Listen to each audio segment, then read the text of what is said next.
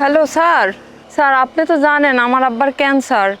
আমি আপনার কাছে একটা আবেদন করছিলাম একটা ফ্রিতে কেমো নেওয়ার জন্য, তো ওইটা কি স্যার দিবেন? স্যার আমার আব্বার অবস্থা তো এখন ভালো না স্যার, দেখেন না, দয়া করে একটা ব্যবস্থা করেন না স্যার। লাগলে আমি আরও কিছু টাকা দিমু না স্যার, আমার যা আছে আমার সামর্থ্য অনুযায়ী আমি কিছু দিমু না স্যার। একটু দয়া করে স্যার আপনি আমার বাবার ট্রিটমেন্টের একটু ব্যবস্থা করেন স্যার।